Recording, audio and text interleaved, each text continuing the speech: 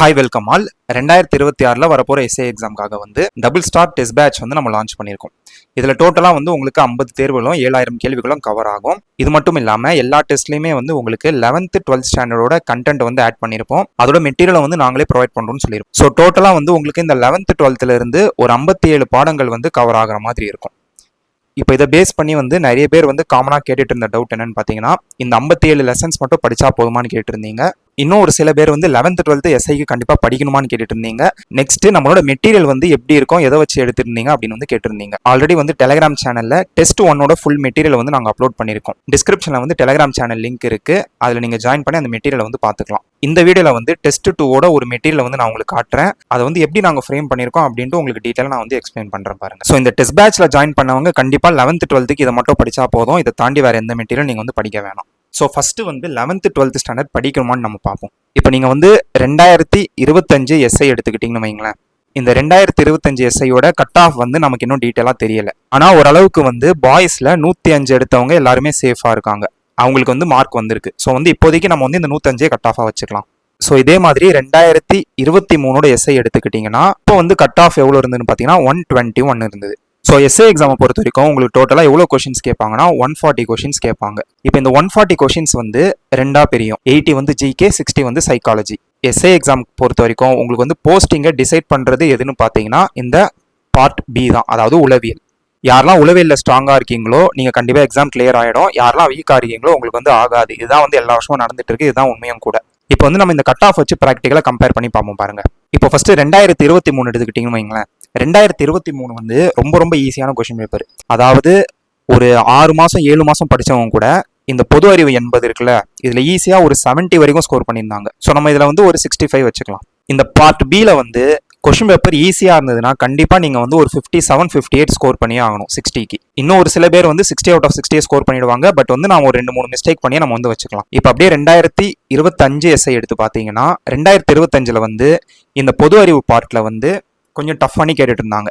So எவ்வளோ tough பண்ணியிருந்தாலும் கண்டிப்பாக நம்ம ஒரு 55 வரைக்கும் ஸ்கோர் பண்ண முடியும்.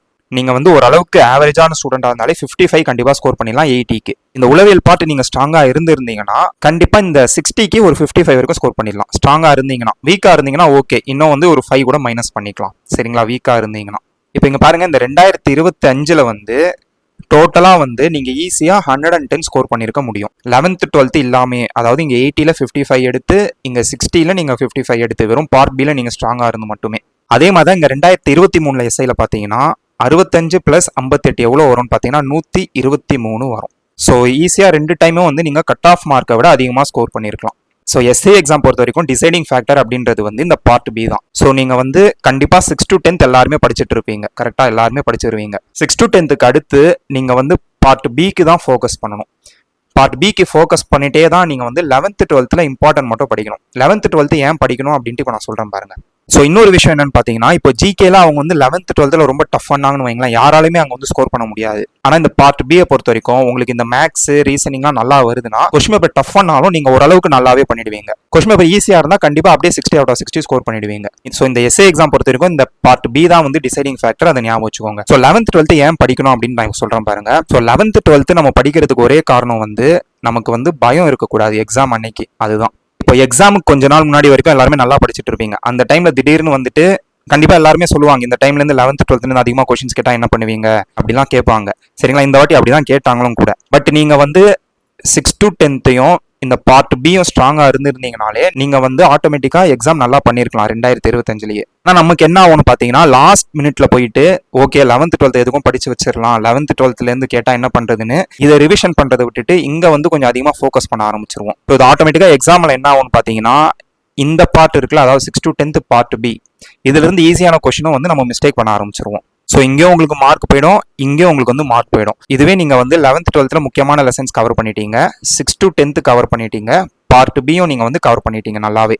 உங்கள் மைண்ட் செட் எப்படி இருக்கும்னு பார்த்தீங்கன்னா, இந்த எக்ஸாமுக்கு ஒரு லாஸ்ட் ஒரு 15-20 days முன்னாடி கொஸ்டின் பேப்பர் எப்படி கேட்டாலும் நம்ம நல்லா பண்ணிடலாம். ஏன்னா நம்ம இதை படிச்சிட்டோம் உங்களுக்கு பயம் சுத்தமாக இருக்காது. ஸோ உங்களை மென்டலி ஃபிட் பண்ணுறதுக்கு தான் இந்த 11th 12th எல்லா டெஸ்ட்லையும் நாங்கள் இன்க்ளூட் பண்ணுறோம். ஸோ 11th 12th வச்சு நீங்கள் எக்ஸாம் கிளியர் பண்ண பிளான் பண்ணக்கூடாது. 11th 12th வச்சு நீங்கள் என்ன பண்ணலாம்னா உங்கள் ரேங்கை இன்க்ரீஸ் பண்ண முடியும். அதாவது இப்போ கட் ஆஃப் 105 இங்கேருந்து ஒரு 120+ வேணும்னா நீங்கள் 11th 12th யூஸ் பண்ணலாம். இதுவே 2023 121 ஒரு 130 மேலலாம் வேணும்னா நீங்கள் 11th 12th யூஸ் பண்ணணும். ஸோ பார்ட் பியை நீங்கள் படிச்சுட்டு அப்படியே பேரலாக தான் நீங்கள் வந்து 11th 12th ஃபோக்கஸ் பண்ணணும். இப்படி பண்ணும்போது ஆட்டோமேட்டிக்காக உங்களுக்கு வந்து எக்ஸாம் அன்னைக்கு சுத்தமாக பயம் இருக்காது, நீங்கள் எக்ஸாம் நல்லாவே பண்ணிடுவீங்க.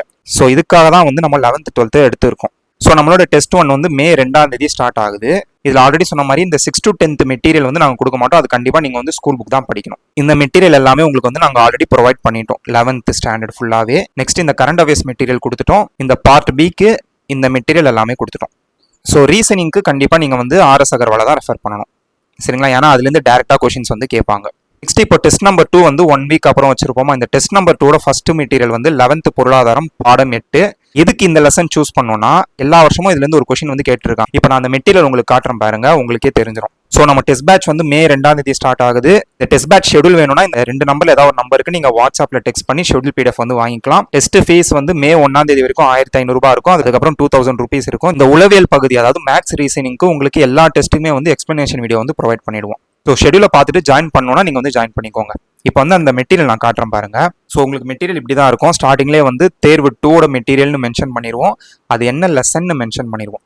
இப்போ இந்த லெசன் எடுத்தது காரணம் வந்து 2019 இந்த லெசன்லேருந்து ஒரு கொஷின் கேட்டிருப்பாங்க, 2022 ஒரு கொஷின் கேட்டிருப்பாங்க, 2023 ஒரு கொஷின் கேட்டிருப்பாங்க, 2025 ஒரு கொஷின் கேட்டிருப்பாங்க. ஸோ நம்ம வந்து டோட்டலாக எவ்வளோ லெசன்ஸ் படிக்கணும்னு சொல்லியிருப்போம்னா 57 சொல்லியிருப்போமா. இந்த 57ல் ஒரு 45லேருந்து 50 லெசன் வந்து இந்த மாதிரி முந்தைய ஆண்டு கேள்விகள் கேட்ட லெசனை தான் சூஸ் பண்ணி நம்ம எடுத்திருப்போம். மீதி இருக்கிற 7 லெசன் வந்து ஓரளவுக்கு இம்பார்ட்டன்ட் லெசன்ஸாக சூஸ் பண்ணி எடுத்திருப்போம். ஸோ நீங்கள் இதை மட்டும் ப்ராப்பராக படித்தா போதும், வேறு எதுவுமே படிக்க வேணாம்.